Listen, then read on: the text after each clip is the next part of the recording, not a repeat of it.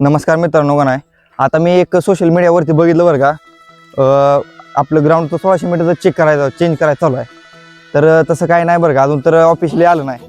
जरी चेंज झालं तरी समजा तरी आपल्यासाठी भारी आहे, कारण की आपण बघितलं SRPFचं 5 किलोमीटर आपल्याला 25 मिनटं टायमिंग आहे. आणि सरास मुलं मी बघितलं बरं का 23 ते 24 मिनिटात होऊन जातं. असा कुठलाच पोरगा नाही की 25 मिनिटाच्या वर जातो. एखादा असतो जाऊ द्या, त्याचा काय नाही विषय.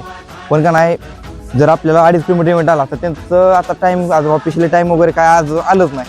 तर 12 मिनटं सरासरी टाईम आहे काहीतरी अंदाजे.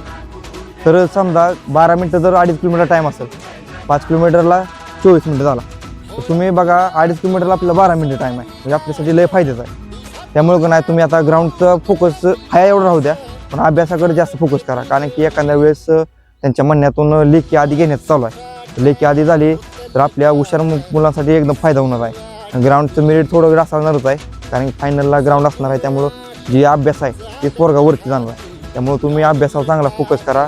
मी बघतोय बरं का, पोरं अभ्यास करत नाही. ती ग्राउंड 2 टाईम करते पण अभ्यास नाही. अभ्यासाचं जेवढं होता होईल ऑफलाईन लेक्चर करा. ऑनलाईन लेक्चरचा मला तर काय भरोसा नाही, कारण मी केलं ती तुम्हाला सांगतोय. तुम्ही जेवढं होईल एवढं ऑफलाईन लेक्चर करा. असं आपलं जर चांगलं वाटलं असेल तर व्हिडिओ शेअर करा मित्रांना, आपल्या पेजला फॉलो करा. जय हिंद.